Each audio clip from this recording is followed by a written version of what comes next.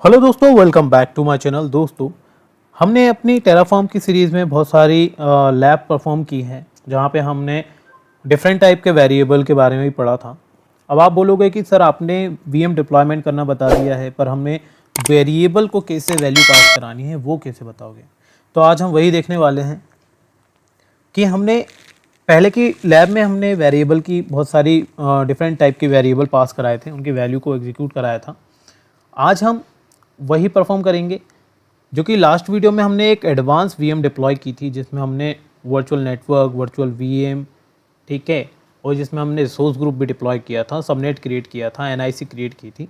अब उसके साथ हम वेरिएबल की वैल्यू को कैसे पास कराने वाले हैं, आज हम वो देखेंगे। ठीक है, तो हम चलते हैं, एक डायरेक्टरी क्रिएट करते हैं जिसमें मैं वेरिएबल के नाम से एक डायरेक्टरी क्रिएट करने वाला हूँ। ठीक है, यहाँ पे मैं कुछ फाइल क्रिएट करूँगा, main.tf, provider.tf और एक var.tf, जिसके अंदर मैं वेरिएबल पास कराने वाला हूँ। अगर आपको वेरिएबल में कोई चैलेंज आ रहा है कि वेरिएबल के वैल्यू आप पास नहीं करा पा रहे हैं, तो मैं आपको यही रिकमेंड करूँगा कि मेरी पुरानी वीडियो ज़रूर देखें, तब जाके आप यहाँ पे आएँ, तभी आपको अच्छे से समझ में आएगा ये वीडियो। ठीक है, तो हम क्या करने वाले हैं अभी के केस में, जो मैंने पुरानी लैब की थी, मैं वहीं से अपना डेटा निकाल लेता हूँ। यहाँ पे हम चलते हैं, हमने ये वाली कॉपी कर लेते हैं क्योंकि इसी को हम परफॉर्म करेंगे। प्रोवाइडर के अंदर प्रोवाइडर का डेटा भी हम निकाल लेते हैं।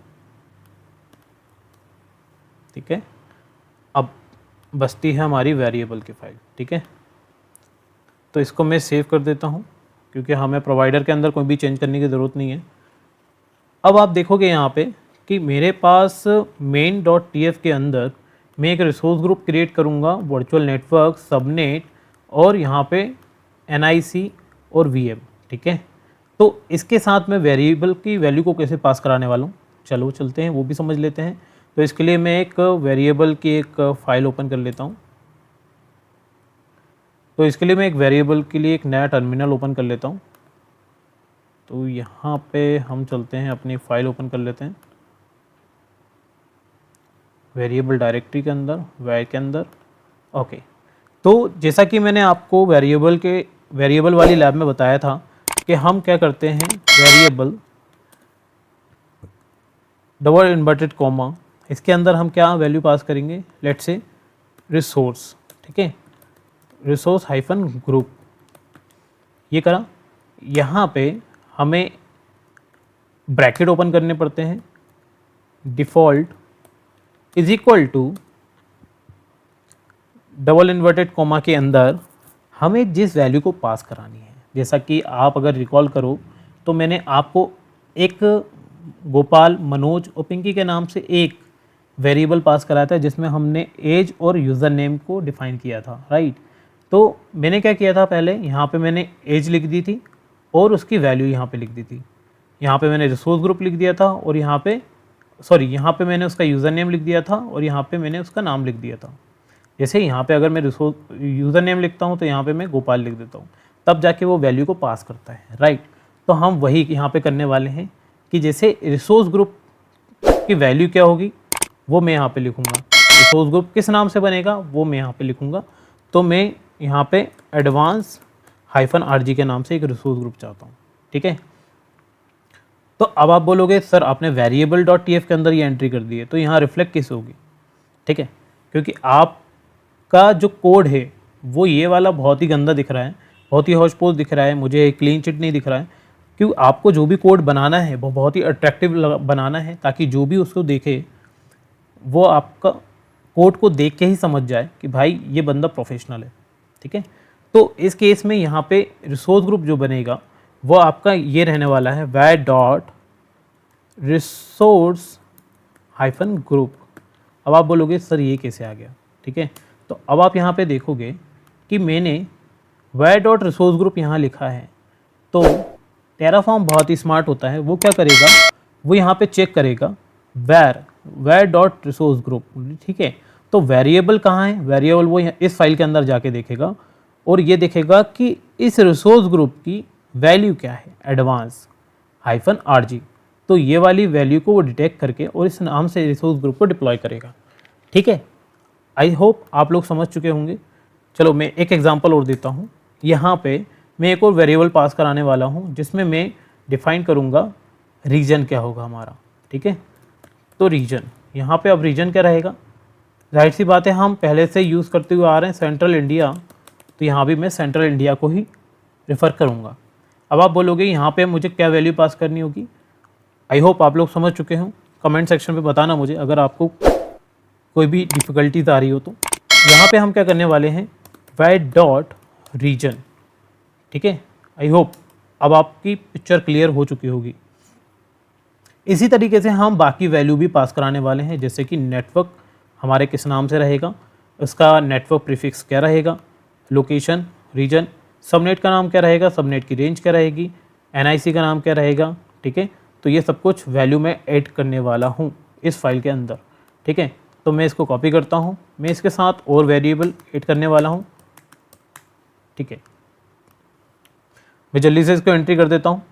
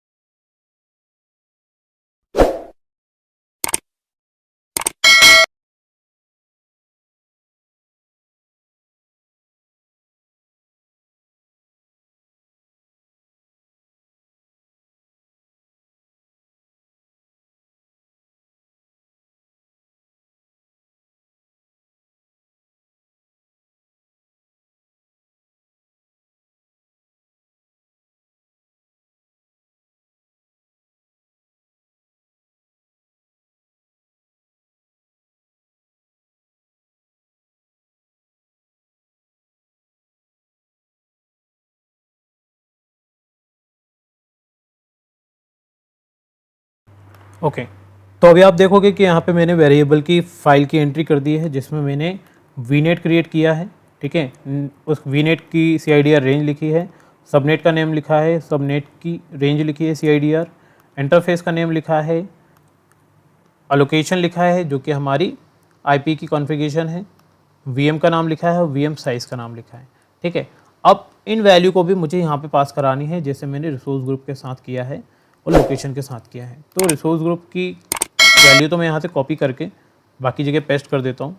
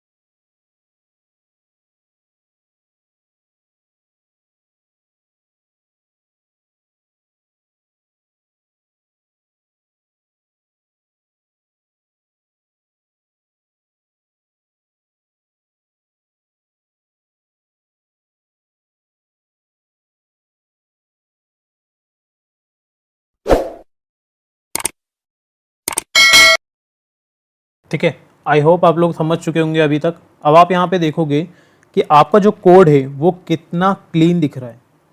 इसमें आपको कोई भी अगर पहली बार देखेगा ना तो आपके कोड से इम्प्रेस हो सकता है। कोई भी आपके कोड को देखेगा वो बहुत ही इम्प्रेस होने वाला है इस कोड को देख के, क्योंकि आप देखो कि आपका कितना क्लीन चिट कोड है, राइट। तो अब हम इसको करने वाले हैं एग्जीक्यूट। अब हम बनाने वाले हैं इसके साथ एक डिप्लॉयमेंट करने वाले हैं। इस फाइल को हम सेव करते हैं और चलते हैं हम अपने वेरिएबल फाइल के अंदर।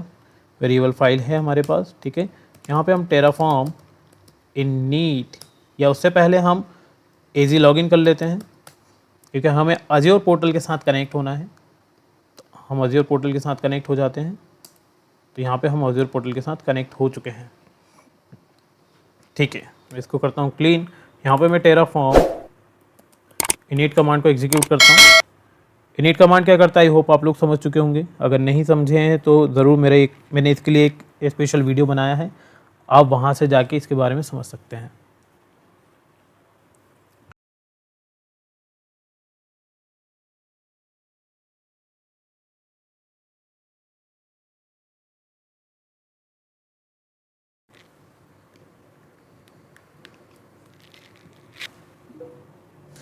तो यहाँ पे हमारी टेराफॉर्म इनिट कमांड एग्जीक्यूट हो चुकी है। अब हमें सेकंड कमांड रन करनी है, टेराफॉर्म प्लान।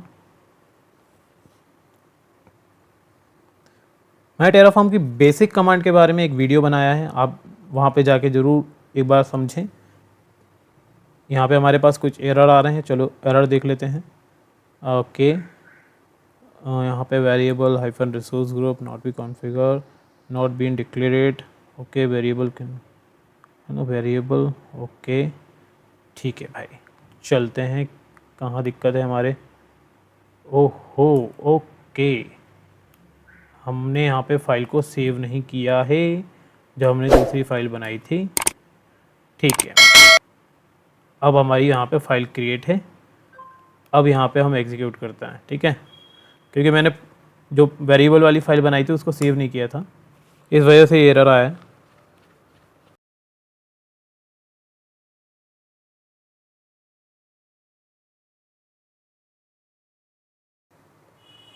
तो यहाँ पे हमारी कमांड एग्जीक्यूट हो चुकी है, इसको क्लीन करते हैं। यहाँ पे अब हमें अप्लाई कमांड एग्जीक्यूट करानी है।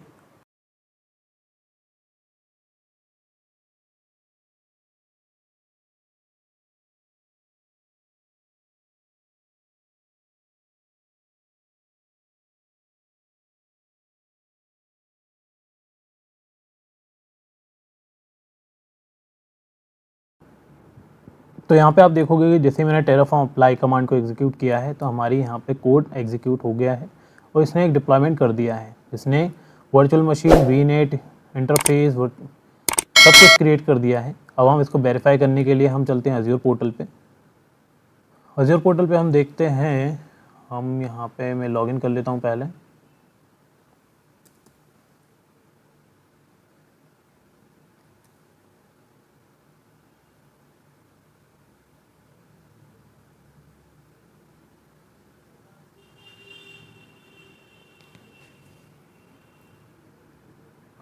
तो यहाँ पे हम देखते हैं हमारे पास जो रिसोर्स ग्रुप हमने क्रिएट किया है जिस नाम से, तो किस नाम से था? एडवांस आरजी के नाम से। ठीक है, तो एडवांस आरजी के अंदर हम देखेंगे कि यहाँ पे हमारे जो रिसोर्स डिप्लॉय किए हैं वो हैं, यानी मेन हाइफन नेटवर्क, ठीक है, main VM, internal hyphen NIC और डिस्क। ठीक है, आप यहाँ पे देखोगे कि यही हमने वैल्यू पास की है। जो रिसोर्स ग्रुप का नाम था वो एडवांस के नाम से है, जो कि हमने वेरिएबल में नाम दिया है एडवांस हाइफन आरजी। रीजन हमारा सेंट्रल इंडिया है, वो भी हम वेरीफाई कर लेते हैं। वो कैसे वेरीफाई करेंगे, हम वर्चुअल मशीन पे चलते हैं। यहाँ पे आप देखोगे हमारा सेंट्रल इंडिया है। ठीक है, और जो मेरा वीएम का साइज़ है वो है B1S, जो कि मैंने डिफ़ाइन किया था। ओके, हमारा OS उबंटू है, करेक्ट। हम चलते हैं वापस अपने कोड पे। यहाँ पे देख लेते हैं हमारे जो CIDR रेंज है वो 16 है, यही हम वेरीफाई कर लेते हैं। हम चलते हैं अपने नेटवर्क पे। नेटवर्क पे हम देखते हैं कि हमारी जो CIDR रेंज है वो /16 है, तो इससे हमारा कोड परफेक्टली डिप्लॉयड हो चुका है। ठीक है, आई होप वीडियो आपको पसंद आया हो। अगर आप चैनल पे नए हैं तो चैनल को सब्सक्राइब करें, वीडियो को लाइक करें और ज़्यादा से ज़्यादा लोगों को शेयर करें। मिलते हैं नेक्स्ट वीडियो में, जब तक के लिए बाय बाय।